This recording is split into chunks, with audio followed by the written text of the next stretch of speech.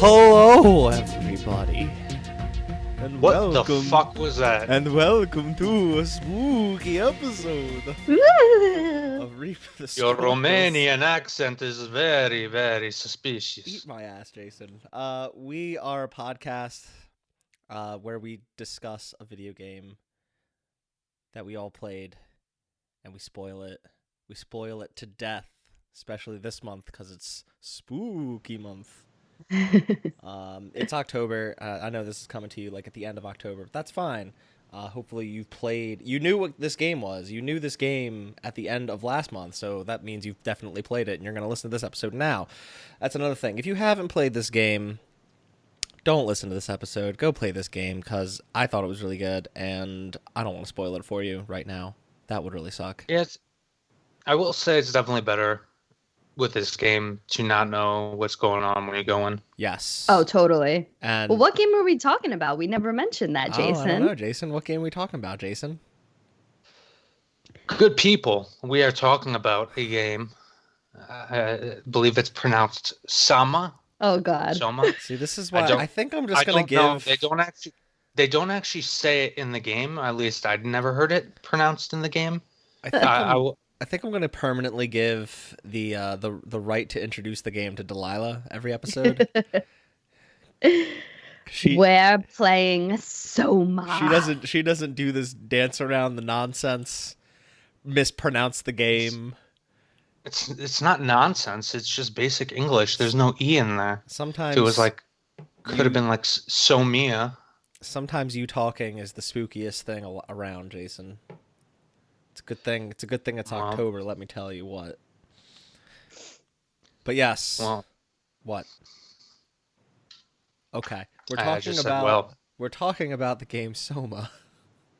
Yes. A horror game coming from Frictional Games of Amnesia: The Dark Descent fame, which is another super spooky game that I never beat because it was too spooky for me.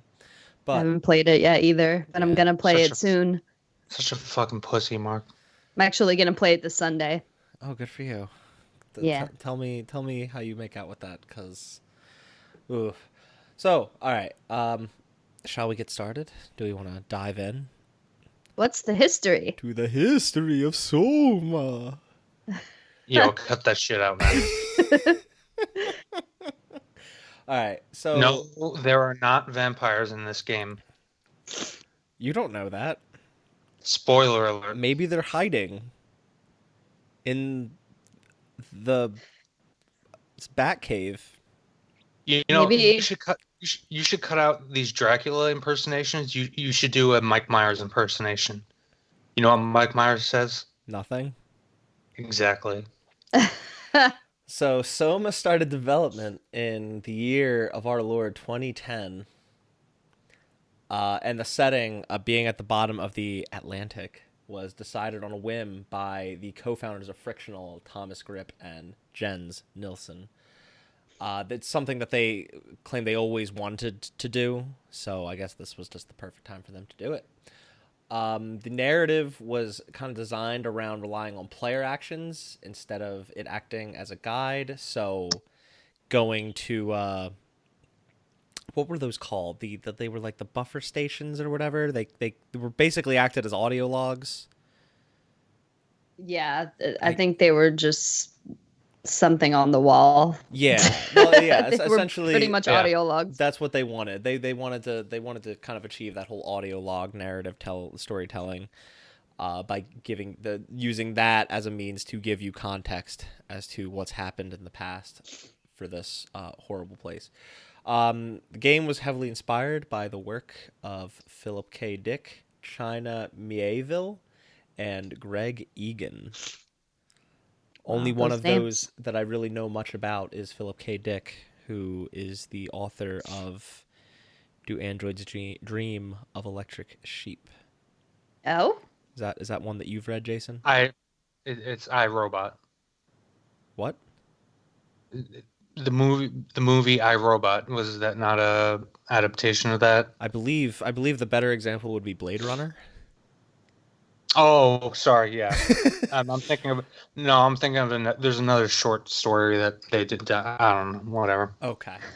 But anyway, I digress. I feel bad for him, man. Imagine like having you publish this book, it's famous, and when people see your book, it just says in big lettering "Dick." So anyway, continuing on. The sound design for the game, which I thought was pretty stellar. We'll get into it though. It used something called a room size system. So what that basically means is instead of processing sounds to make the sound effects that they used, they kind of recorded sounds that complemented the mood and the atmosphere. And as a result of that, this was just kind of a fun fact. Over 2,000 footstep sounds were recorded for this game. Wow. I thought was just a neat little fun fact metric to throw in there. Cool. Jason, what do you think about that? Do you think you've done 2,000 different sounds of footsteps in your life? It's not enough, man. You gotta hit at least 6,000. Gonna be something special. Something that I had no idea about. There were like several live action videos released to promote this game. There were like 2 shorts, and then there was a mini series that was released in, I believe, 8 parts. I kind of wish I had the time to watch through all of them before we did this, but yeah, it's a lot of content. If you really enjoy this game and you want more, I guess I would suggest to go check those out. They got like a YouTube television show, like Soma Brotherhood, Oh like my big god. multimedia. Yeah, it's called Soma Brotherhood, Jason. Um, but anyway, yes, the game released on September 22nd, 2015 to PS4, PC, I think Mac and Linux, and then it later came to Xbox One in December 2017. Mac, who uses Macs? Yeah. Please note, listeners, I am recording this on a MacBook. Jason is being a real big butthole. But yeah, that's the end of the history lesson. Just a couple Cool. like interesting little development facts. Frictional Games, obviously the developer, like I said at the top of the show, they are responsible for Amnesia: The Dark Descent, which is a very well-renowned horror title. So for them to put out another one, you already know to go in with some pretty high expectations. And that being said, what'd you guys think? This game gave me anxiety, and not because it's a horror game, but because it reminded me, full disclosure, of a shroom trip I had when I was about 23 years old. I like. Whoa! Whoa! I like. It Listeners, was my we first do and not last time. condone drug use. No, and I'm also 32, so that was a long time ago. It was the first and last time I ever did shrooms. I was like, what is life? Why do I love my mom? Why do I find South Park funny? Why do I think The Walking Dead is a cool show? And then as I was like shitting the shrooms out of my body, I was thinking of my purpose in life, and all I saw was a never-ending void of space. So this game kind of brought me back there, and it gave me anxiety. Yeah. Were there like luminescent monsters in your shroom trip? No, but there was luminescent barf that came out of me. Oh. But like it wasn't actually luminescent. That's what my brain saw. Did you try to lick it? Like, No, I did didn't. the shrooms give you that impulse? No, but it was the only thing that gave me comfort. Which is kind of relevant to the game too. Licking the luminescent barf gave you comfort? No, looking at it. Yeah. But anyway, sorry. For the sake of our listeners, if you're listening to this and eating right now, either stop eating or stop listening until you're done. What do you guys think of it? I was fucking confused, man, for a lot of it, in both good and bad ways. Mm. I'll say this: as a story, I enjoyed this game because I was like, at first I was just like, oh, I see what's gonna happen. It's basically gonna be like, oh, this shit's all in his head or whatever, because they're fucking with his Well, brain. They're doing brain studies. That was just my first thought. Like, oh, Right. this is so predictable. But then it turns out, oh no, there's like a cool sci-fi story going on. But I was like waiting for a twist, and I was like, oh, what the fuck are these monsters doing here? And by the end of the game, I still didn't really know like what the fuck the monsters were or what they were doing there. And I'm hoping you guys will explain it because I don't understand what's going on. that's something I do But kind of want to bring up because I thought it was it was a little strange how they handled it, and I'm not sure if it worked. But then again, there was so little information that maybe it's one of those things where we're just supposed to kind of take it for granted. But we'll get to that. yeah, they kind of just the monsters just kind of felt like they were there to make it a horror game. But Well, it's funny because like one of the earliest monsters we encountered was a walking robot, yes, and like a robot, almost like something you'd find in Horizon Zero Dawn, although a little more what's the word I'm looking for, like primitive. blocky. Yeah, Yeah. blocky. That sure. It looked like it could be a droid from Star Wars, Yeah, like and OG Star Wars. and honestly, having like robot threats kind of stalking around, like that was enough for me. That was pretty stressful, dealing with that robot just stalking around. I could hear it speed up when I started running or when it saw me, and that was enough to really stress me the fuck out. And we didn't really see any more of them throughout the game, but I'm kind of jumping ahead. Yeah, I kind of went through the same basically. thing Oh, that you did. well, Go ahead, Jason. Finish your thought. well, the only other thing I was gonna say was I was also confused gameplay wise, and going real quick back to the monsters, it was just because they kept introducing like new monsters and shit. I had no idea what the fuck I was supposed to be doing to like not get killed, and then when they hit me, I wasn't dying, and I woke up in the same place, and I was like, what the fuck, like. I really didn't understand what the mechanics of the game were. Yeah, when Yeah. after like an enemy came and hit you, you like basically woke up like you just got over some really bad acid trip or really Yeah, bad shroom trip. exactly. My mistake. I almost thought for a good portion of the game that like you couldn't die. It was just there to freak you out until I did end up dying and getting a game over. Yeah. But yeah, my thoughts, I kind of echoed the same thing you did, Jason. I mean, by the end, I knew what was going on, but for the whole first half, maybe first 3/4 of the game, like I was pretty confused. And shout out to my girlfriend Katie, who played this game this month as well because she knew we were going to be playing it. And Oh, she should have came on the show. oh well. Katie, we need you're a welcome. guest. But she Aw. calm down. But she actually beat the game before I even started it, and so I started playing, and like I would finish a nightly session. We'd call at the end of the night, and I'd be like, I think this might be going on. Like, and she's like, I don't know. You might want to keep playing. I'm like, oh, okay.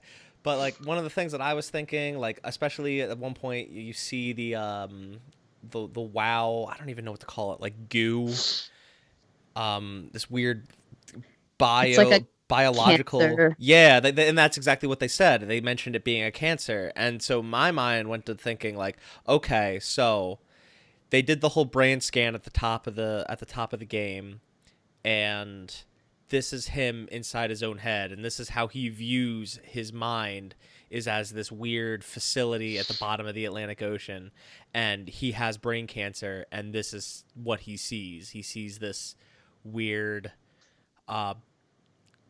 I don't even know what to call it, like goo strands, for lack of better words. Yeah. And that's his brain cancer manifesting before him while he's Very walking through his own reminiscent mind. Very reminiscent of Dead Space. The overall aesthetic of the creatures in many ways. As the game goes on. But yeah, and from that theory, I couldn't be further from the truth. Yeah. But I guess they did a really good job at kind of making us making it not obvious what was going on, like really making us think, and even come up with our ideas of our own before That's the finally thing. I reviewing don't it. think there was any point of this game that I wasn't confused. Like I started to understand like why certain things were happening to the main character, but Simon, which is his name. But I didn't actually understand like all it did was make me question morals and the decisions that I made in the game, which really had no impact on the game, but kind of just my own morals. It was Well, strange. I mean, And Delaila, you're those kind were of definitely the. Oh, sorry. no. I just want to say, Delilah's going in kind of biased. She's experienced this. She had a bad shroom trip, and now she knows everything about existentialism and what it means to exist. Did you have to on your shroom trip? Did you have to pull your own plug?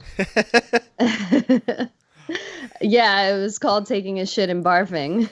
Again, if you're eating, either stop that or stop the episode. I guess we can surmise from this you probably shouldn't do shrooms and No. then play this game. No, definitely not. Or you should, and then let us know if you're still alive. But yeah, those aspects of the game in which you're questioning, morality, meaning of life, and the decisions that Delilah referred to, I felt were definitely the strongest parts of the game, even if they really didn't impact the ultimate outcome. Yep. Okay. And with that said, the gameplay was the worst part of the game, in my opinion. Yes. Well, I guess we'll go ahead and jump right into the gameplay, or as I like to say, the lack thereof gameplay. Yes. This was very much just a kind of point click, like there's a switch, and it's funny because we kind of glossed over the very start, but there's not really much to talk about there. You start off in like Simon's apartment, and it took me a really long time to find that tracer liquid. Oh yeah. Yes. But yes. I was also like, I was walking around the apartment and like just clicking on things, and nothing was happening. And then I like realized, oh, you have to use your stick after you press and hold something to interact with it. And I remembered like, oh shit, that's exactly how Amnesia play. And I haven't played Amnesia since like 2010, 2011. Like it's been a long time since I played Amnesia, but like that immediately clicked with me. And I remembered, oh, that's how they play. So obviously this would be Frictional would continue doing that kind of gameplay style with another game. So, but like, yeah, I agree. Like it doesn't really go much further than there in terms of gameplay. You do get a device that you use in certain places, but it's still the same thing as long as you have it with you. Like you point and click and it works. Yeah.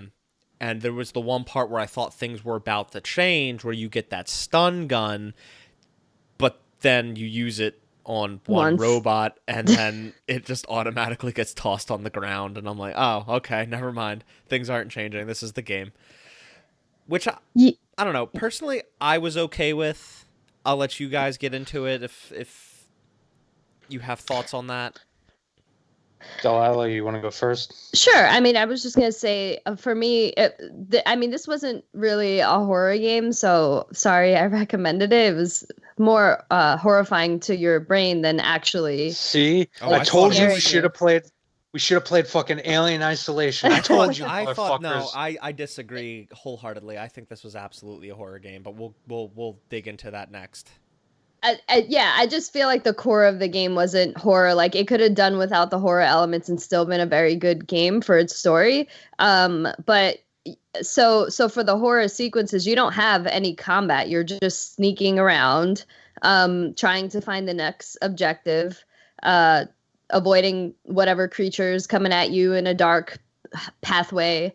And I usually like that in horror games because you feel really vulnerable when you can't fight back. And I think Outlast did that really well. But for this game, it just kind of got in the way for me going to point A to point B. Like it was creepy sometimes, but then other times I was like, oh God, you're there. All right, hurry up, take your path so I can like move on. And in that way, the gameplay, I felt like the enemies just didn't need to be there. Like if I ever played this game again, I'd probably play on the easiest mode, which you don't die.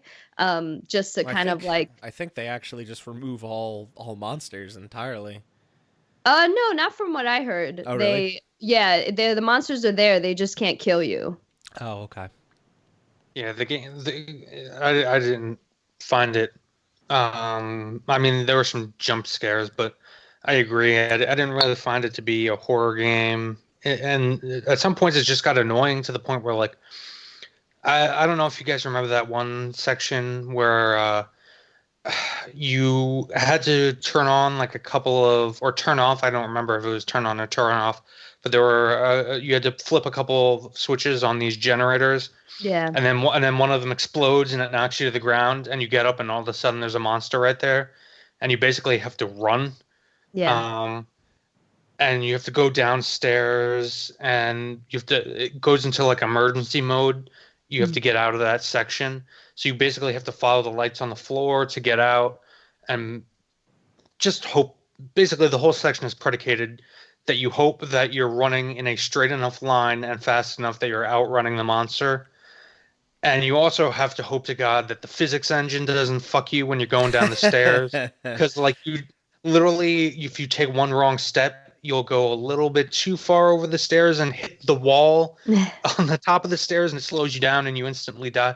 I had to redo that section so many fucking times. Because you also have to make sure the doors are open before you do it. Because otherwise, if you have to waste time to open the doors, the monster will get you. It's just like...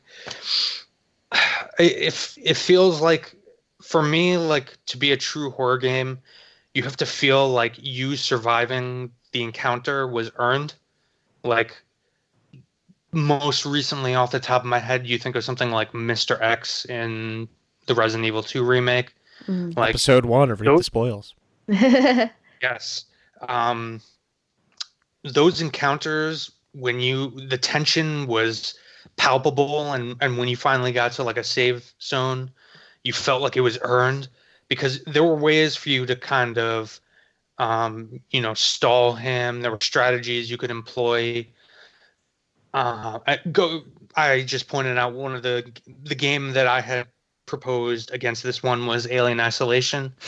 You're given, not many, and Alien Isolation can get frustrating at times, but it is fair, you are given ways to track where the alien is, and even as the game progresses, ways to stall it, like a flamethrower type thing that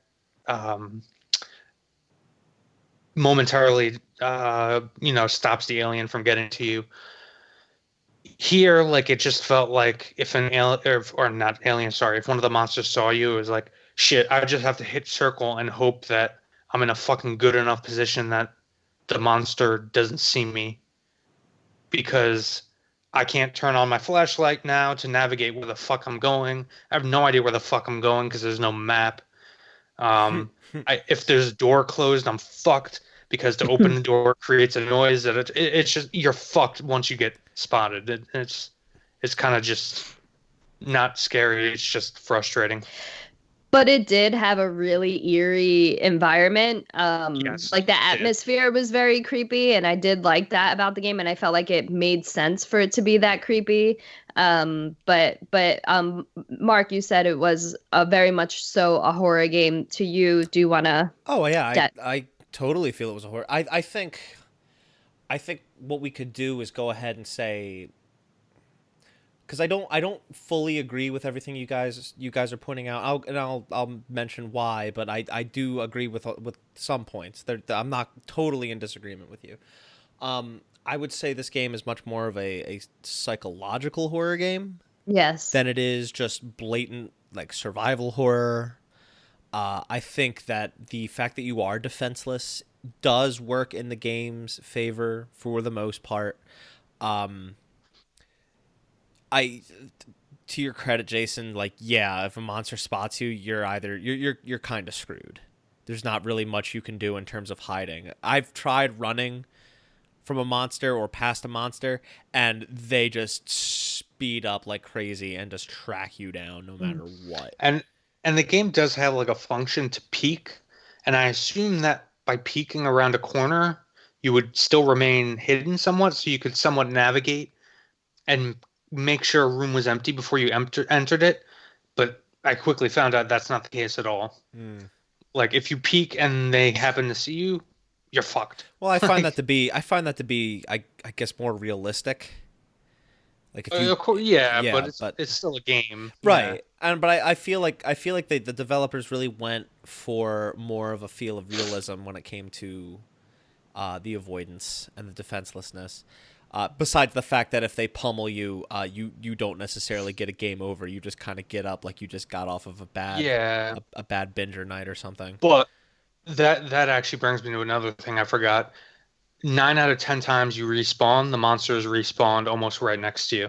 I never experienced that. Maybe that was just my playthrough and my experience, but There was the like one time I'm thinking of. You had to get the key to unlock this elevator, and that was the part I was probably most stressed. There was a monster creeping around, and to your another thing you brought up was like an Alien Isolation, which is another game that I do recommend everyone should go play it, but we're not going to spoil it here. But there were ways for you to stall the alien, delay the alien, and you could also track thought, it. The motion tracker I felt like was like something like that, so you could actually. I think the difference And being I feel like I think the difference being sorry. that's something that works within universe. And Well, yes. there was not necessarily a reason to introduce something like that into this Yeah, universe. yeah. I felt like they tried to do it in the way that whenever you're in the vicinity of a monster, it fucks up your vision. Yes. The problem then is that you have to immediately turn off your flashlight and you can't see shit, so you can't actually see where the monster is. And some of the monsters are like illuminated, they're like luminescent and all blue, glowy and shit. But especially when you get into the second half of the game, they're all just kind of amorphous blobs. I think the idea then is, it's not so dissimilar to like Alien Isolation, where you'd like hide in a locker, and you'd have to wait until it goes away. And like there are other ways for you to delay it, to stall it, to make it go away, but not for the majority of that game. At least certainly not the first half. You kind of just have to hide and wait, and this game is a much shorter game that employs employs that mechanic, that idea throughout the entirety of its playthrough. I guess that is, like you said, it's a shorter game, and I guess that's what makes it a bit bearable. Like overall, like I was saying before, story-wise, I actually enjoyed the game quite a bit in a lot of ways. Mm-hmm. Gameplay-wise, not so much. I guess to summarize what I'm trying to say is it felt less like survival horror and more like trial and error. Okay. I mean, so what was I gonna say? There weren't as many like enemy encounters. Like they didn't overdo the whole enemy, the whole there's just enemy stalking the hallways, you have to avoid it. I feel like the majority of the game was spent walking around, reading notes, listening to audio logs, furthering the story. Which I didn't. That's probably why I have no idea what the fucking monsters are. Oh my god! It seems like there are a lot of labs and shit you go through that probably had the notes that explained it, and I just didn't read them. I feel like Jason could have used that history lesson before playing the game, Delaila. And that's the thing, like for a game that lets you interact with pretty much everything, and there are all these audio logs in quotes, because they're not technically audio logs, they're like a way that Simon's able to tap into the consciousness of others or something weird like data that. Buffers. Yeah. Data buffers, that's it. Perfect. It really like impeded me exploring the way I wanted to. So I think that was part of my frustration too. But the game could have done without the combat, but it didn't ruin the game either. Like, I'm not the combat. It was sparse. The threat. It was sparse enough. The threat. Yeah. Exactly. Yeah. And I will say in some areas the threat, like when the areas where you were outdoors, quote unquote, where you were on the seabed, and there were threats around. It felt because there was so much more open space and it was so much more navigable and easier to see. I felt like those were done much better, especially towards the end of the game where you're like in the abyss and there's like fucking torrents, sea torrents, quote unquote. I don't know if that's a real thing, but really liked that part. yeah, and there's like fucking anglefish and giant squid monsters floating around Yeah, and it's like people in the cave. threat at But that point is like more so like the wildlife.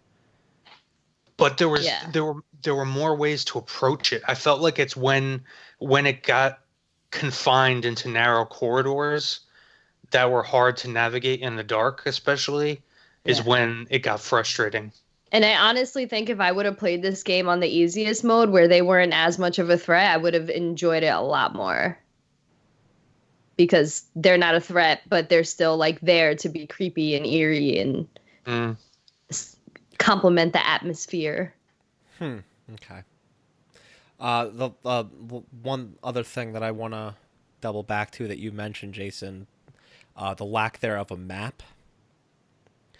I initially hated that. It does make, especially considering that you're essentially a robot, which, I mean, this is a spoiler cast. We haven't really touched that much on the story itself. No, and yet, I just kind of want that, no pun intended, I kind of want that to come organically.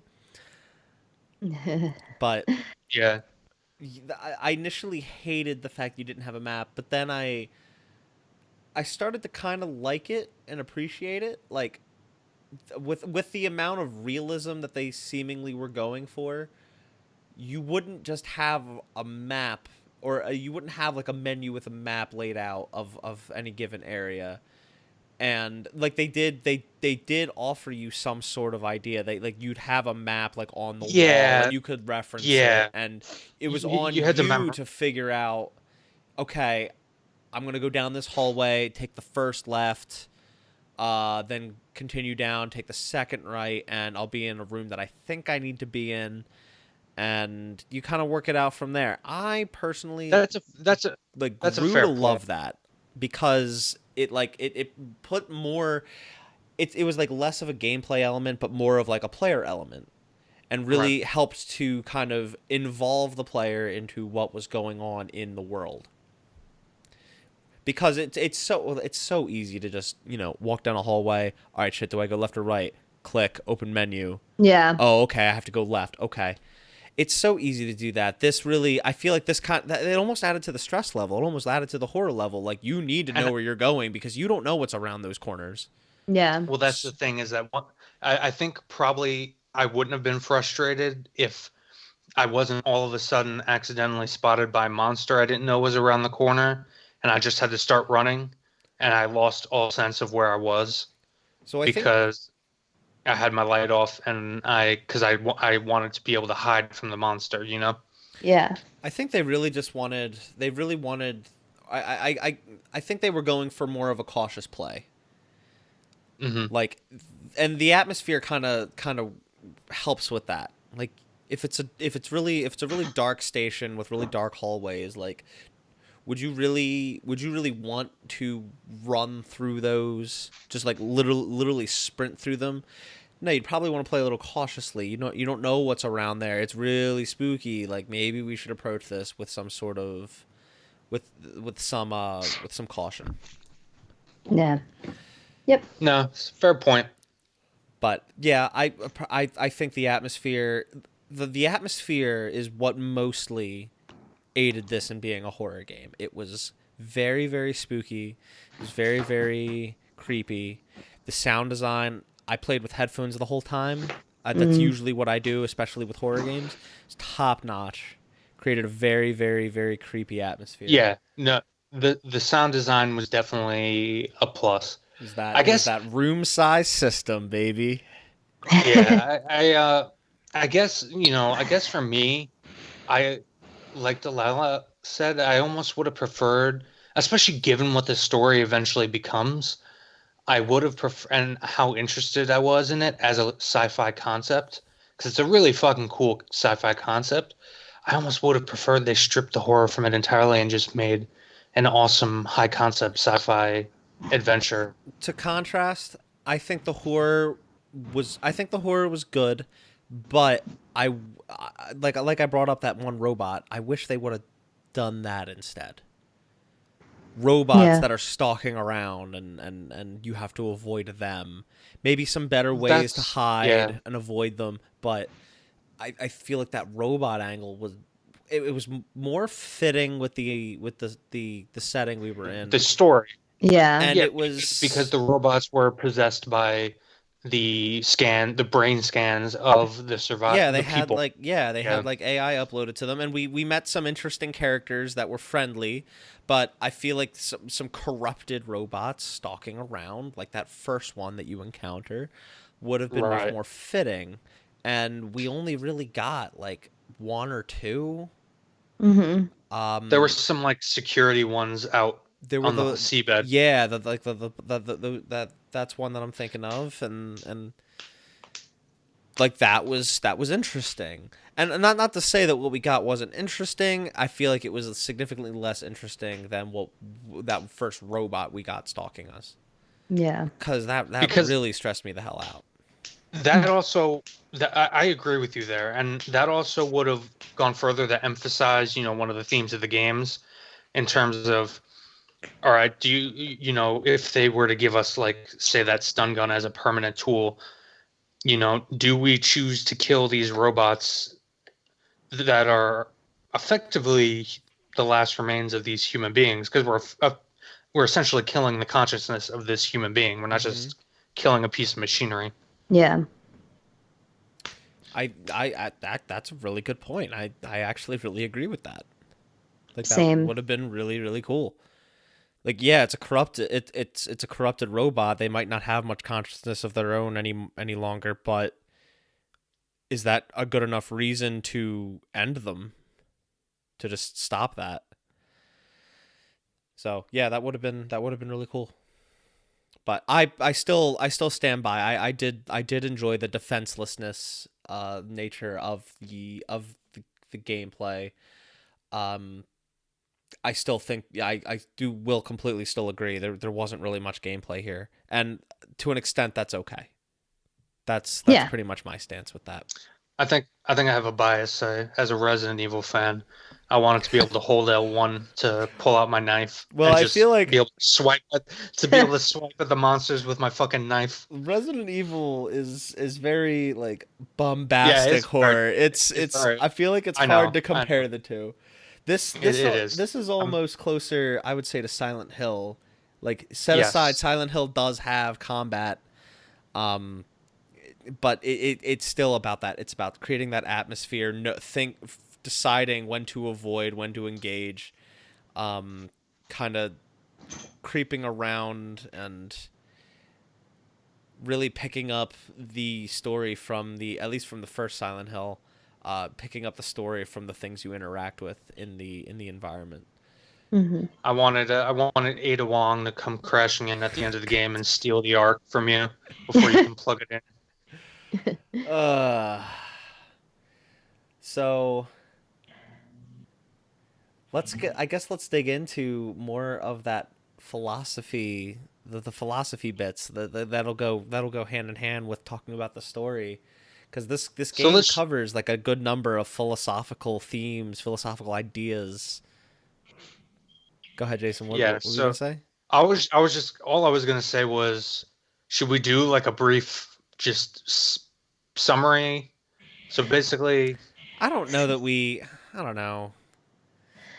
Sure. So Simon had a car accident. He had some brain trauma. He had this pseudo doctor come and try treatment on a copy of his consciousness, and if that treatment worked, if that treatment worked, then theoretically Simon was supposed to get the treatment to help cure his brain trauma, and that's why he was on board with this. But then he just wakes up in this underground facility full of really advanced technology and scary robots.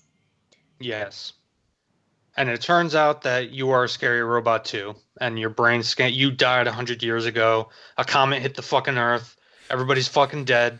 and your brain scan was uploaded to this robot, and basically you're not the organic you anymore. And then the game goes. And I thought that was like an interesting thing, was when you finally come to that realization, is finding the scans of Simon, finding the scans of Dr. whatever his name was. Catherine. No, the doctor Dr. that's Munchie, yeah. You find their brain scans, you hear audio logs of Simon after the scan talking to him, and the whole idea is like that existence continued while the brain scan is a whole nother existence that was just in this system and is now active. And this really cries themes of existentialism. The co-creators, the developers, they mentioned the theme of consciousness being a major theme in the game. I also found themes of humanity, themes of death to be really prominent in this title, particularly with how it ends, with Catherine and Simon getting uploaded to what the hell was it called? The Ark. The Ark. Duh. Yeah, we Catherine is she's an AI you interact with. She's a brain scan of one of the workers on this facility who invented this thing, the Ark, that all these people were supposed to get brain scans, and humanity would survive on this Ark with their brain scans essentially uploaded to an artificial simulation of like paradise. I guess that's kind of the question. Would humanity survive? That is the question. What does it mean to be human? What is humanity? This is just essentially a database with artificial intelligence and the conscience, the artificial consciousness of these people on a satellite. But this conversation is getting too postmodern for me. No, I think we need to all take shrooms just so we can get these. Yeah. The point is that Simon, who is half robot, half human, but not himself. It's the body of a human woman, I think. Yes. I feel like that's all pretty arbitrary, though. It's just like he's just like a visitor staying in a Airbnb, essentially. He's just kind of passing through and using this body that's just there because it happened to be there. Well, this was part of the advancement, is that Simon was one of the few experiments that was able to be half robot, half human. Whereas like Catherine, for example, was just straight up a robot with consciousness in that robot. Whereas he was able to he was one of the special legendary experiments that was able to be half human, half robot. And correct me if I'm wrong, but I think the body that he acquired initially was Catherine's girlfriend. Yeah, it was implied. So right? She said. So Catherine is about to say. Catherine. There's a line of dialogue where Catherine, Simon says something like about her, like how like weird she is or something. I don't remember what it was, but in response, Catherine says, "Hey, she was my," and then she cuts off and says, like something like she was a really nice person. Yeah, she was. Yeah, she was nice. Yeah. It implies that it was her girlfriend. Yeah. Yeah. Which is where it began. Like I was expecting that throughout this entire game to be like a big twist at the end, and I thought it would end up that like Catherine was fucking insane and was using you the entire time. I expected a big betrayal as well. And that's where it kind of began. I thought like Catherine would end up being this like emotionally not manipulated or emotionally like just emotional wreck, like somebody who became obsessed with this idea of the Ark and had basically been responsible for the destruction of the entire undersea facility in trying to see that idea through. Now she's kind of using you. I thought she was the one responsible for all the monsters in the WoW and whatnot, but it kind of ended up being pretty straightforward in the end. She was extremely honest with you, and the whole surprise reveal is that Simon was unwilling to really understand. Right. And he sort of just they got uploaded, everything succeeded, and he still didn't get it. Like, he just didn't get it. Which makes a lot of sense. I mean, so Catherine does seem manipulative when she's like, "Oh, we're gonna copy your consciousness and put it into another body," and he's like, "Oh, like don't do that. Like you do it instead." And then she winds up doing it anyway because she knows that he wouldn't be able to accept it, because once your consciousness is in another body, you're like, "Wait, what the hell? Why am I still here?" And you don't really like make well, at least Simon didn't really make the connection that his consciousness had transferred somewhere else, and his previous consciousness is still living in that space in that time. I think it's just something he didn't want to admit, or he didn't want to accept. Yeah, because I got that pretty easily from the start. That's why I actually chose to end up pulling the plug for all the people. Like, I didn't want to leave them sitting there. Like when Same. you transferred into the power suit. I erased my previous existence for the dude who you manipulate. Oh yeah, a brain scan of a dude to get a code. Like I wiped him so that he didn't just sit there like, you know, going crazy from isolation. Like, I got that pretty quickly. And that's something I do want to mention. Finish your thought, Jason. Oh no, all I was gonna say was I got that pretty quickly. So I kind of agree with you. I think the story is more about him not being willing to emotionally grasp with that. And I think they were trying to narratively tie it. So in the beginning of the game, it starts with you're in a car accident. That's the whole reason you get this brain scan. You're in this car accident, and an implied, I guess, lover of yours dies in this accident, and you're left with severe brain damage. Mm-hmm. Although it's never really touched upon again what relevance this girl has. And I thought they were somehow trying to tie her in, but it doesn't really. Yeah. So I don't know. I don't know what it was getting at there. They were, in the sense that with these new with their consciousness put in different bodies, you'd have no connection to whoever you were bonded with, like a lover or family or friends. You're just kind of alone, and in that space, the only person that Simon had was Catherine, and they pretty much wind up in the Ark together towards the end. And but that's the weird thing, is that they recognize each other on the Ark. Why wouldn't they? Their consciousness got uploaded. They already knew each other by that point. But like Delaila was just saying, the message it seemed to be getting across was that you would have no connection. Like your family's not there anymore. The people you love aren't there anymore. Like in your new consciousness. But the consciousness that got uploaded already had the knowledge of. I see what you're saying, Mark. But that's what I'm saying, Mark. Is that there seems to be an inherent contradiction there.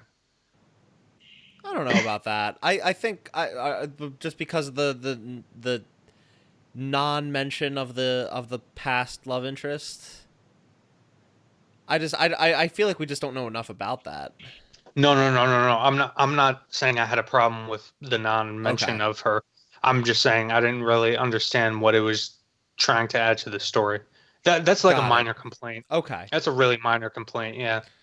I feel like it was trying to do something, but I just didn't really get I think it was just trying to say that shit doesn't even matter. Like, that's the point, you know? Like whoever he was with in the past doesn't matter because his consciousness is in freaking La La Land right now, you know? He's 100 years in the future, fucking dealing with spooky monsters and underwater sea labs. Yeah. And fucking comets hitting Earth and killing everything. That was like some of the coolest shit. Like the few like the few like reports and whatnot in the computers I did read, that was the stuff that interested me the most, was like reading about humanity coming together to try to fucking build a space cannon using geothermal energy to destroy this comet coming at them. Like, I was like, shit, yeah, this is fucking awesome. Like, yeah. Something I want to bounce back to real quick. Sorry to detour. No, it's fine. It's fine. It's hard not to detour for this game. It's hard not to detour for this fucking podcast. True. The making the choices of whether or not to pull the plug on the characters, Yes, and the best parts of the game. and how that relates to player choice in video games. And usually we're so used to making choices and them having effects on the narrative. They didn't this time. No. It didn't matter at all. And I think it was basically just to put the onus on the player and say, like, this isn't going to change anything, but we still want you to think about this. What would you do in this situation?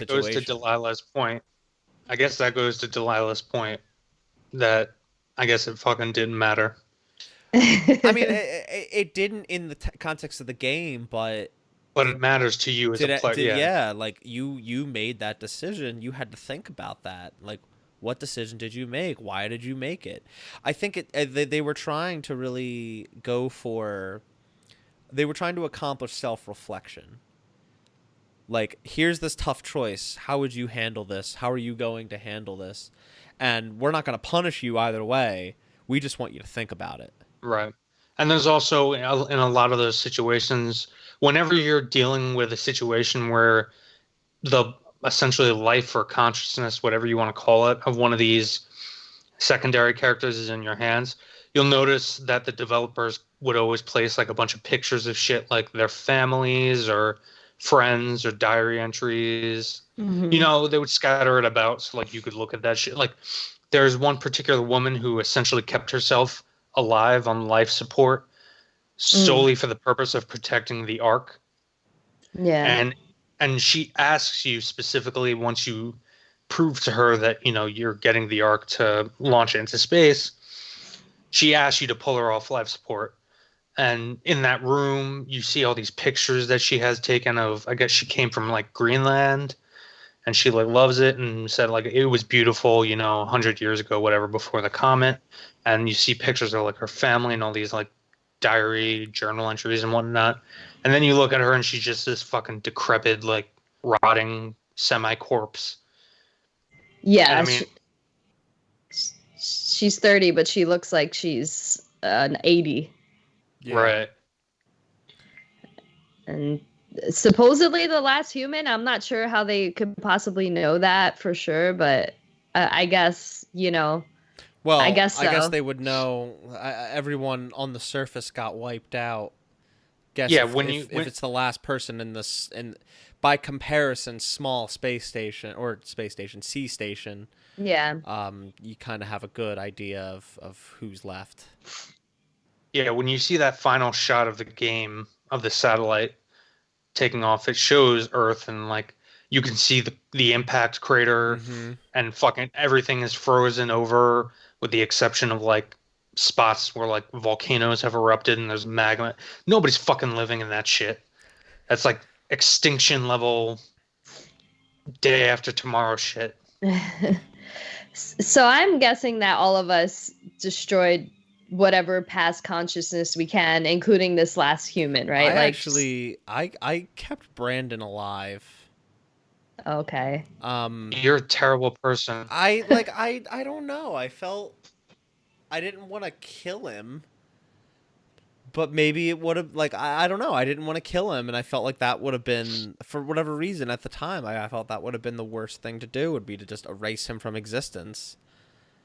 You would rather he lived alone in a computer program? Well, that's the thing, is I didn't really forever? I guess I didn't really think about that until it came up with Simon freaking out that his past consciousness is just dormant in that chair after you switch to the power suit, and he freaks out on Catherine. He's like, why the hell, like he's just there, like he's just gonna be there like forever, and she had to try to talk him down and explain, like, yeah, like that's a consciousness that will be there, and maybe he'll wake up, maybe he won't, but it's just there. And that's when it really hit me, like, oh wow, yeah, I shouldn't leave that alive. Like, that's what a terrible way to exist. So that's when I pulled the plug. Exactly. But there was no going back. It's not like I could go back and pull the plug on Brandon. It was too late. Well, you should have known it to begin with. You better hope your girlfriend doesn't hear this. You're an awful person. Anyway, And then yeah, like when at the end came around, everyone, Simon and Catherine get uploaded to the Ark, and they're still behind. Like I felt bad for Simon that he still didn't get it, and then I really felt bad for Simon because Catherine died. Yeah, you're Like left alone at she the went end. blank. Yeah, she went blank, and now he's just tragically there, stuck until he dies, until something takes him.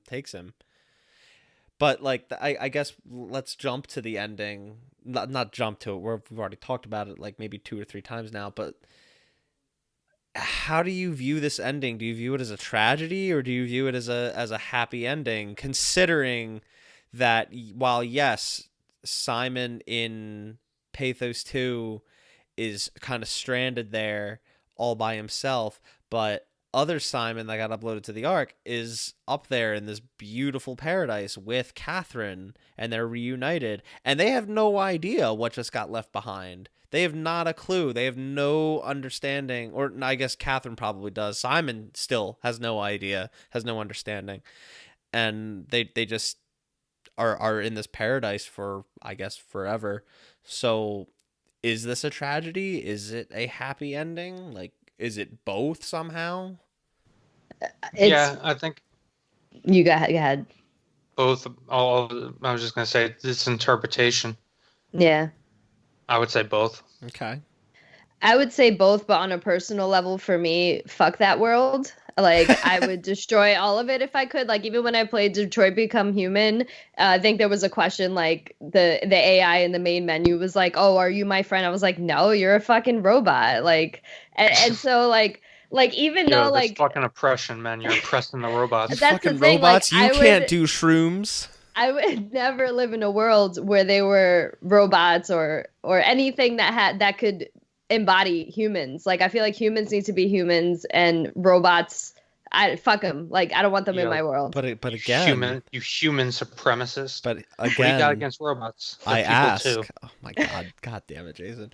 Again, I ask, what does it mean to be human? Does humanity live on in the Ark? They're not necessarily Well, robots, they're just AI. consciousness does. They're a consciousness that's living in the Ark. But is that all it takes to be human? Are they human? Does I think humanity what it's truly live on? Well. So sorry. I mean, for me, just being human, like I'm not shit without like the people that I love, like my mom and my friends and my cats and whatever. And so, like, if I'm not living with them, then I don't feel human. I'm just like a thinking being that's not evolving anymore because I have nothing else to learn or to do because I'm just in this beautiful paradise. Like, what am I gonna do? Like, realize that the waves have like count the waves? Like, what the fuck am I gonna do in a world like that? I'm gonna go crazy. I wouldn't want it. I want nothing to Look, do with the Ark. Fuck the Ark. look. Burn it. To paraphrase, to paraphrase, the Matrix Revolutions. Okay, Wasn't that like when the worst one?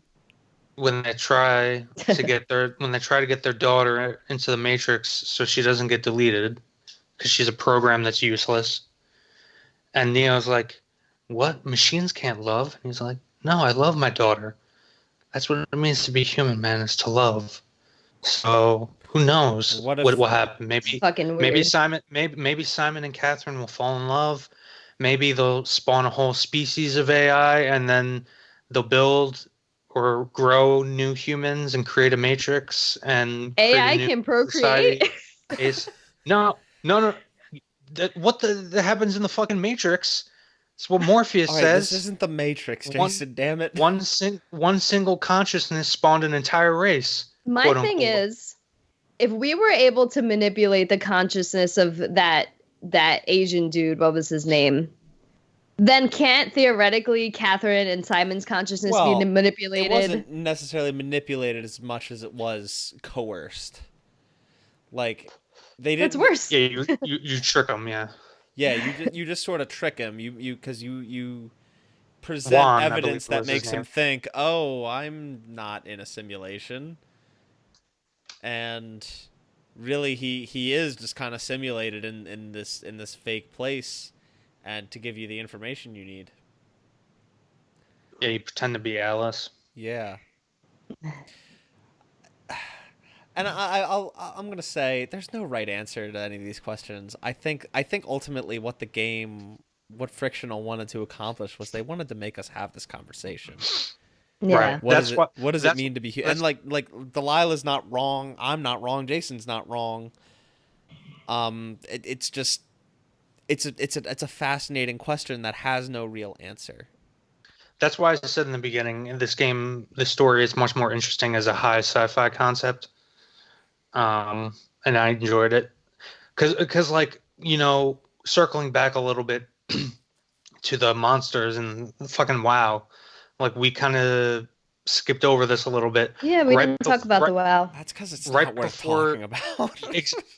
well, exactly. Like right before you get to the final station where you actually launch the Ark into space, you're some dude who I guess is a monster but isn't really, tells you that apparently like you downloaded some kind of liquid that makes you like a poison. It was the oh man, what was it called? It was like that compound that they use. Something gel. Yeah, the something gel. Whatever it is, it doesn't matter. The point is that he directs you to like the secret mother base where the queen monster is, and you stick your hand in its mouth and it like bites it off, and then I thought that I was supposed to be like killing it, but it doesn't kill it because it like comes after you and chases you, and I'm like, what just happened? I think you do kill it, but or you at least hurt it to the point where it's about to die and it tries to get you so that it can prevent itself from dying somehow. That bit was I feel was also a bit iffy. For me, mostly because I just didn't like the whole idea of the WoW. I didn't like this whole biomechanical cancer that was plaguing the whole station. I thought it was very strange. Again, this is why I would have preferred more of those robot foes over these. The robots, yeah. Yeah, I feel like that worked much better with the theme overall. Yeah. The idea, it would have been cool, like some idea like based on the amount of robots that you like kill, quote unquote, in the game, it has effects in the Ark. Like maybe somehow those consciences, however, consciousnesses, consci. No, I'm just throwing out other ways to say it. The plural of consciousness might be consciousness. Yes. Maybe they're somehow connected to the respective consci in the Ark that are already there. So, like when you kill people along the game, they actually disappear from the Ark or die in the Ark. I don't know. The point being, I think we all agree that it would have been cooler to get rid of the monsters and use robots. Yeah, I think more thematic. I think for thematic sake, that would have been much more even. Sort of like the river of dead people in Snake Eater. Yeah. Ooh. Spoilers for Snake Eater, but ooh, I like that. I like that a lot. Anyway, God damn it! I should have been a game developer. Not too late. Yeah, I didn't really like the WoW. Another purpose the WoW served was to heal you if you took damage with those weird little just pods. And it's funny, I thought those were like a structural gel. That's what it was. Structural gel. That's it. Okay. Yeah, you. I think it's when you use the structure gel to get in the power suit, and that was like, oh yeah, we secretly engineered that so that you could beat the WoW. If I recall, I think that's what they were trying to get at. But still, it was just like, oh, okay. And you kind of do it, and then it chases you, and that's like I believe that's actually the last enemy encounter, quote unquote, that you have in the game. Yes, it is. Running from it, and then you have to avoid those fish outside, and then that's it. There's no more threats from there. It's just the remainder of the spooky atmosphere. Yep. But I didn't particularly like the WoW and the bio, the biomechanical threats, I do wish they were more robotic. I feel like that would have been more fitting. Agreed. One more thing we didn't really touch on, because we pretty much touched on all of our points. I think progression was a little too You're not. obtuse. What do you mean? Like, there were certain parts where I'd walk into a room and I wouldn't really know what to do. Oh, And all Oh the time. yes. there were just like, Yes. and I hate doing this in games. I wound up looking up like what I have to do, and it was always as simple as like, oh, in the corner there's this white box that you need to open, and there's a thing inside that you need. It's like, well, Yeah.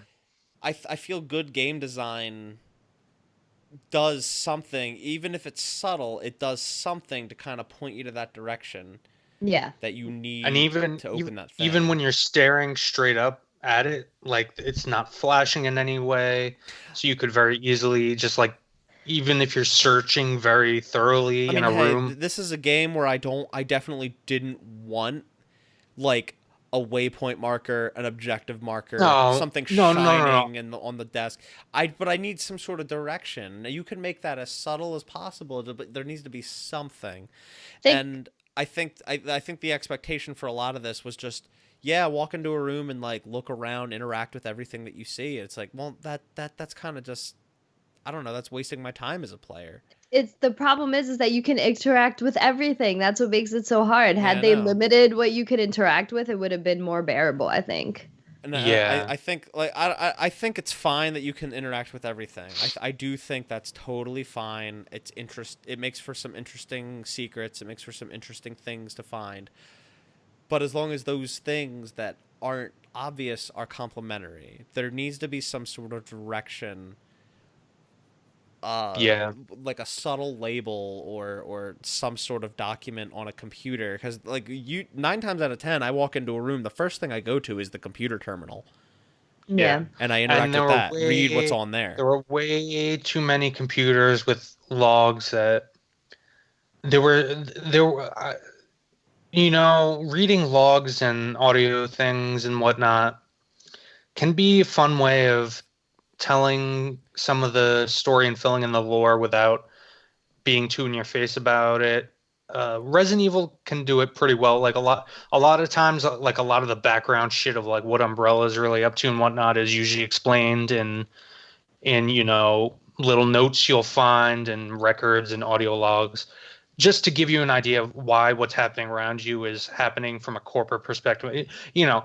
That kind of shit. This game has way too many fucking computers filled with journals and logs that are just not interesting. Some of them are interesting, but by the time I was like a third of the way through the game, I just stopped reading them because it just felt like a waste of time. I think the biggest problem, and I was talking to Katie about this as I was playing through, the bit that I really didn't like about a lot of the logs and notes that you read. Think about, like, we did an episode on BioShock, episode 2 of Reap the Spoils. You would go into like the first area was like that whole hospital wing, and all the audio diaries, any notes that you would find or anything. Really, I think there were only audio logs in that game. They all pertained to that area. And Yes. getting them all in that area, of which it's a manageable amount, like, it pays off because it tells you the story of a lot of the characters and what they went through in that area. And it's not just one. Yes. It's not just one story interconnected. It's like a few smaller stories interconnected, and you really piece together what happened there. But it's all contained within that area. And you go to the next area, and you find audio logs there that pertain to stories that happened there. And it's not the same characters always involved. I mean, you have the overarching, like, an overarching character like Andrew Ryan or someone that's still involved in a lot of these stories, but overall it's self-contained stories in a self-contained space. This was like, if you missed a note somewhere really early, then you're fully missing that piece of this big overarching plot, and there's not really any way to fill in that gap. Yeah. And everything you're reading, everything you're finding throughout the entire playthrough is paying off towards this big overarching past story of Pathos 2.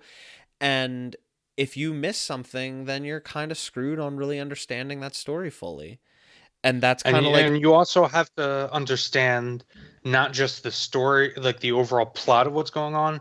You have to get like the idiosyncrasies of individual fucking crewmates and their relationships with other crewmates Yeah. and and I think their that's personalities and pasts. I think that's fine. It's just spread it's spreading way too wide of a net. Yeah. It's throughout the entire game you're learning this one story, piecing it together, and it's that could be cool if there weren't so many pieces to fill in the blanks, and B, they were just a little more I guess contained, easy to find, obvious, what have you. And I eventually started to connect with some of those characters, we never even meet, some of those characters we just kind of read about, but it took a while to reach that point. And it wasn't even all of them. It was just a few. It was just a handful. Yeah. The data buffers I felt were far more effective because they were usually very situational. Like there was the one time you find like a headless corpse right in front of that elevator you have to fix, and you do the data buffer and you realize, all right, monsters infiltrated this area. They were on the last line of defense, and this dude basically locked up the elevator so that all of his companions could get out to the next place, the next station, and ended up sacrificing himself to do so. Yeah. Like Yeah. that was a cool little bit, and I liked that. And I to play devil's advocate on ones like that, and I did like that one specifically as well. Just like with just voices, and you don't really know who's talking unless they say a name, and you also that's contingent on you recognizing the name. Those are people that you might never hear from again, that you don't necessarily connect with, Hmm. and it's kind of just left being meaningless almost. Just like Right. everything in this game. Damn. It's too fucking postmodern. Fucking French philosophers like Foucault. Fuck the French. But Again. God, not again. um that being said, like, I did overall enjoy this game. I clearly Yes. I think I liked it more than either of you did. No, I No, really like no. this Really? game. That's I the thing. did. I'm Okay. torn. I'm torn because if I have to criticize it as a video game, like like Delilah and I were before, there's a lot to be critical of. I really enjoyed it. Like I said, like I keep coming back to as a high sci-fi concept. If I had to give an honest score, keeping in mind that my score scale, a 5 is average. Yes, that's how it I should be. actually, yeah, I would give this game probably like a 6.5, like above average. Okay. Yeah. Maybe even a 7, just on the basis of the story and the concepts alone. Yeah, I mean, for me, this game had one of the most intelligent stories in video games. It's like up there with like the Metal Gear games, like in how convoluted and the just really intelligent themes that are explored in the game, and how it fosters the kind of existential conversations that we had today. And I'm sure many people that played this game had similar conversations. Not many games do that. Um, and so for that reason, I love the game, and I know that's the purpose of the game. And so because the gameplay wasn't like, wow, oh my God, this is so good, it still stands out for that reason. And I'm not going to let the gameplay affect my impression of the game, if that makes sense. Okay. And I also think that the gameplay wasn't necessarily trying to be groundbreaking No. or Yeah. amazing. It wasn't supposed to be the draw of the game. I think the draw of the game was the atmosphere first and foremost, then coupled with the narrative that was told. And like I said, I do genuinely feel this was a very effective horror game. For better or worse, obviously we all agree things could have been better, but I I wasn't scared, but I was anxious and nervous throughout the majority of the playthrough. just with what running into a room and seeing that it's dark and hearing something, seeing static on my screen, and realizing, Yes. Yeah. shit, there's I'll, fucking I'll something here.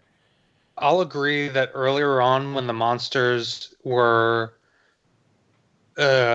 easier to evade and you could actually, use the environment to move around them.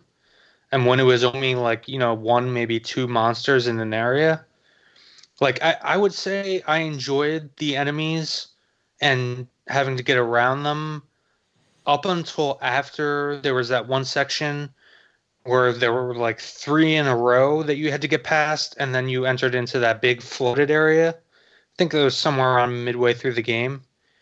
Um, I don't know if you guys remember where I'm talking. It was the section where you're basically going between these like engine rooms, and you have to crawl Yeah. through a duct, and then there would I be hated like that part. that part I actually enjoyed, and then after that, I hated every enemy encounter because that's where you started getting to the enemies that basically once they saw you, they moved so fast there was nothing you could really do. Yeah. One frustrating bit was like parts where it was like a narrow hallway. I remember this early on with that one guy with the glowing head that would like teleport around and Yeah, shit, which also to me just made absolutely no sense. But yeah, that's the kind of shit I'm talking about. but you'd have to go through this doorway, and there was like a narrow like curve you had to take to go upstairs to make the ship think it's in an emergency state. This fucking dude wouldn't get out of what he. How are you supposed to get around him? It took me a while to like bait him to a point where I could like run around and just run up and not have to Yeah. deal with him. And it's like, well, you need to give me Oh, some sort I of remember way. that part. Yeah, you need to. So You need. the game doesn't tell you. You're basically just supposed to run because he can only follow you to a certain point in that hallway. Oh, see, I didn't. Yeah, I didn't The game really doesn't tell realize you that, and I was just trying to the bait only him to one side of a room so I could run the other way and get through it. But see, the Yeah. only reason I know that is because I was using a walkthrough for a good chunk of the game. Like the only reason I figured that section out was because I read in the, like after a few attempts I read in the walkthrough. It's like, yeah, you just got to run because he can't follow you through the doorway. Get a load of this guy. This fucking cheater over here. That's how. Well, basically, like you said before, that's how I was trying to finish. Within a certain time frame to do this, and like I was just wandering around for so much time in the beginning, Yeah. like figure out what the fuck to do. Yeah. Well, anyone I have think any I think other? the section of the game I think that was at its best was going back. I was talking about that data buffer, the elevator section where you have to fix the elevator. Yeah. The fact that's where I think the game was at its strongest on all points, in that you had one enemy you were trying to evade that was moving throughout the entire area. You could tell not just because it would fuck with your vision, but the monster would scream. So, and based on the direction the scream was coming from and how loud it was, you could tell where it was moving. The halls were wide and there were enough turns that you could use the environment and hide from it. And was it couldn't detect you like instantaneous, so you had time to react to it. There was also that room that let you lock doors and. Yes, exactly. And there was a puzzle built in, but you had to evade the monster while solving the puzzle. There were maps all scattered throughout, so you could tell where you were at any time. That was one of the most fun parts I had with the game.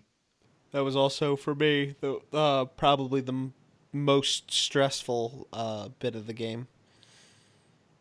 The part that gave me the most anxiety, just because avoiding him was a little tricky. I had to lock myself in that room because they can open doors, which I think is so fucked up. But they can open doors, so I locked myself in there until he went away, and I was like, okay, I let me look at this map. I have my path. I'm gonna go, and I'm gonna sneak. I'm not gonna run. I'm not gonna book it because you'll hear me. I'm gonna crouch, and I'm gonna go slow about this. And there were some really effective lore points past there too. That were really interesting to read about, to learn about. it also turns out that the security guard that you have to get the like the key code cipher from is actually that Juan guy that you like interrogate. That was a cool little bit. That's one of the pieces that was really interesting about that whole section. I guess if there were more hiding places, I would have felt better about the enemies. Yeah. Like more ducts. Yeah, lockers or whatever the hell. Lockers is like the classic thing. Yeah. But no. I guess I love that. Sorry. I was moving on from the monsters if you wanted to say something about it. Oh no! The only other point I had to make about the game in general was I just wish that outside on the seabed that we saw more of that little robot that helps you out and like cuts open doors and shit for you. Oh yeah, that little guy. Little robo buddy. Yeah, that's the only robot I didn't want anything to happen to. I just wish I could have had that little robot guy with me the whole time, and that's because he or she didn't speak. Yeah, I mean, who needs Catherine, like, when you have little Robo Buddy? Yeah. Little Robo Buddy, it's like it had the consciousness of, like, a dog or a cat. It was just super cute. Yeah, basically. It was like a droid from Star Wars. It made little beep noises. Yeah. It was friendly. You had to save it first, though. It was crushed by some rocks, and you had to lift the rocks up and get it out. Oh, that reminds me. There was another robot in that area that was just like Crazy Pants. Like he was like talking about going on vacation and stuff. Yeah, that's the one you had to kill, wasn't it? Talking about Carl? Yeah. Didn't you have the option to kill Carl? I think I accidentally killed Carl. I'm not sure if there's a way to not kill Carl. Because I definitely didn't want to kill Carl, but he wound up dying, and You had to remove his chip. You needed his chip for the Zeppelin. No, that was a different. That was. Oh, I think we might be talking about different robots. Yeah, I'm talking about the one that you needed for the Zeppelin. Okay. I remember his name, but he was cuckoo. I don't know that he had a name, but I know what you're talking. He's the one you had to stun. No, Yeah. I'm thinking of Carl all the way at the beginning, who just wanted help. And I think I accidentally killed him. I'm not sure if there's a way you can kill him. Oh, yes, I killed him. I thought I was supposed to kill him solve the puzzle. Yeah, maybe it wasn't. He's the one that's stuck in the wall in the assembly chamber. Yeah. I liked Carl. I thought I was going to get more Carl time. I thought I was supposed to turn off the power like as a puzzle thing. And then I realized it wasn't part of a puzzle, and I just killed him for no reason. See, I did that, and then I turned it back on. He's like, "Yo, what the hell did you do?" So I was like, "Oh, okay." But then I did something else, and it wound up killing him. I feel like it must not have been accidental. It must have been purposeful on the game's end. But I do wish we didn't have to kill Carl. I liked Carl. Yeah. Well. Maybe we did Carl a favor. Who knows? Yeah, it's possible. He might have been able to go to the Ark too. Fuck the Ark, like I said. I'm gonna get deep for a sec. I'm telling you guys, Catherine and Simon, they're just making sweet love on the beach. Catherine's a lesbian. As long as you don't know that she might be bi. She could be bi. She has no choice anymore. But oh my God, Delaila. I'm sorry. Look, it's for procreation, okay? And it's not like she wouldn't like it. I know Simon's packing some heat. Oh, Jesus Christ. All right. Because he has the body of a woman at this point. Well, whatever. Oh, that's true. That's true. Delaila, did you I was going to get real deep for a second, and we don't have to end on this note if you don't want to, so maybe you could say something after, but in case you want to. Okay. So I sometimes, right before I go to sleep, I think about death. I think about what the world would be like if I was not in existence. And the truth is the world will go on, right? But I kind of get anxiety about it, like, oh, fuck, like, what am I going to do when I die? Like, you don't do anything. And so this game just really made me come to terms with death more than like people saying like, oh, you'll be in a better place and you know, no more suffering and pain. Like this game really put into perspective for me why death makes life more substantial. That's it. See, Deep moment over. When I think of death, I remember that I'm going to be cremated, my ashes spread, and I'm going to go into the ground and be a nitrite and fertilize a tree, and I'll become a tree. That's dope. And then I'll be eternal until I'm made into paper. But that's besides the point. The point is, I'll be a tree. Yeah. That's dope. But your body, not your consciousness. I'll be a Deku tree. Hopefully, there won't be like evil spiders inside of me. Maybe your consciousness will be an evil spider inside of the Deku tree that your body's made out of. Won't have any little fucking elf kids running around inside me. I won't stand for that shit. All right. So, thank you, Frictional Games, for helping us all come to terms with our inevitable demise. You've done quite a number on our current consciousness. I'm fine if we ended on that. Okay. Are you all good with that? You got anything else you want to say? Fuck the arc. No. Oh, God damn it, Delaila. Fuck little elf kids and their fairies trying to fuck with my innards, my tree innards. So, yeah, that was an episode of Reap the Spoils, covering the game Soma. You can follow us all on the Twitter. I'm at Nibelheimi and Delilah's at Assassina_san. And Jason's at Solid Quaz, but don't follow him. I actually have a new Twitter handle. No, you don't. Yes, I do. What is it? Fuck the Ark? It's at Boogie Wonderman 221. For real? No. Of course shit. not. What the fuck? What is that? You could also find us. We have a Facebook group. You can go ahead and follow that Facebook group. Engage with us. What I really need everyone to do, everyone that listens to this show, I need everyone, whatever you listen to it on, to go rate and review the show. If you're listening on YouTube, give it a like, give us a subscribe if you haven't already. Throw us a comment. We would love to talk to you, engage with you. But yes, if you listen to us on iTunes, Google Play, or Spotify, please rate and review the show. That would be fantastic. Delilah, you got anything you want to plug? Yeah, I stream. I do a stream thing. It shows up on Facebook, YouTube, and Twitch. Assassina_san. Okay. Everywhere. So find me. Join me. Oh, one last thing I wanted to ask. What are you guys playing? Oh. We haven't done that in a while. I guess I'll go first. Go for it. I just started Code Vein. Okay. Yeah. Weeb Souls. Anime titties. That's what that game is. And I recently beat Blair Witch, which I actually streamed the entire thing. It's the first game I ever streamed from top to tip. I did it for like a Halloween series that I've doing. Been counting. We've said the word tip like 4 times this episode. I don't know why you guys are so obsessed with tips. What the fuck? I think that's the first time she said it. I said tips. No, I'm saying between the two of you. No, tips, TIP. I don't think I've said it either. You said it 3 times. I've been counting. That's such a weird thing to do.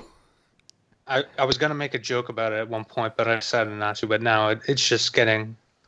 Okay, Jason. Delilah, please continue. Sorry, Delilah. And I platinum Borderlands 3 recently as well. Okay. And then I'm gonna play Outer Worlds tomorrow, so I'm all over the place. Oh, and I'm playing Link's Awakening on my Switch. Oh, jeez. Jason, what you got? So I deleted Overwatch from my PlayStation because fuck Blizzard. Wow. which was hard because I do enjoy Overwatch. But you also enjoy But human rights. Yes, but I reinstalled Red Dead Redemption 2 because I had felt like I never gave that game a fair shake, and I really, really enjoyed the first one. And I found that while I still have some problems with 2, I enjoyed it far more playing through, and I didn't play through that much, but I enjoyed it far more this second time through, probably because I've now had a far more extended period of time from playing an Another open open world world. game. Yeah, another open world game. I think that was one of the biggest gripes I had when I played it on release was like I spent 80% of that game riding a horse through just open territory, which is far more, I don't know, feels fun now. But like Delilah, starting tomorrow, I will probably be playing nothing but um, the Outer Worlds until we play our next game. Well, hold on. I wanna talk about what I've been playing. Nobody gives a fuck what you're playing, Mark. Damn, I've been playing a bunch of horror games. I really want to talk about it. Okay, fine. So What are you playing, Mark? since our last episode, I have played through Resident Evil 7 in VR, Hey. Silent Hill 1 for the first time ever beating it. Wow. I played through Until Dawn again so I could get the plat. What else? Soma, obviously. We all played Soma. I am about halfway through Silent Hill 2, which will also be my first time beating that. And you guys are getting out of the Outer Worlds. I'm getting Medieval. Nice. I want to play that too. So- I'm not Really? gonna lie. That'll be what I'll be playing before our next game, which is, now we can go ahead and introduce it. Speaking of all the times we brought up Metal Gear this episode, That's the Strandrunu. Sorry, that was like bad. that was Fuck. like the biggest butchering of the Japanese language I've ever heard in my life. Next episode. I don't even want to say next month. I don't want to promise that. Next I episode. used to be an anime kotaku otaku. I don't want to make the promise next month, but next episode we will be publishing an episode on Death Stranding, Hideo Kojima's latest video game, due out November 8th, 2019. I wonder if we'll have any anime otakus. I keep wanting to say fucking kotaku. God damn It's it. ingrained in your brain. Yeah, the reason I say maybe not next month, it might spill into December. We have no idea how long this game is. We have no idea what to expect. And You have no idea how much urine we'll have. And I will say, just with, in full transparency, this is the end of October. We're very, very fastly approaching the holidays, American Thanksgiving, Christmas, Hanukkah, what have you. Is there another Thanksgiving? Like, is there a Japanese Thanksgiving? Canadian Thanksgiving was this month. Yo, those fucking Canadians think they can one-up us. You really don't like anyone involved with the French, do you? They came down in 1812 and fucking burned Washington, D.C. to the ground. Fucking Dolly Madison had to get those paintings out of there. And they have the gall to try to one-up us on Thanksgiving? Am I going to have to cut that this shit out of ain't the happening. show? I'm afraid I'm going to have to cut this from the show. Okay. It's fucking Canadians. But think they're anyway, better. if you're in Canada and listening to the show, know I love you and I love your country. I've been there once and I want to go back. You know what? We should go up to your capital and burn it. See how you like it. Oh my God, Jason. So, yeah, it's about to be a busy time of the year for everyone involved, and yeah, we have no idea what to expect from this game in terms of length, in terms of really content. So, next episode, whenever that may be, Death Stranding. Yeah. And yeah, that's it. That's all I got. I think we can close out the show, guys. Yes. Good job. Goodbye. All right. Goodbye. And remember, fuck the Ark. Yeah. Jason, you going to say goodbye? No, I thought you were gonna click off. Okay, goodbye.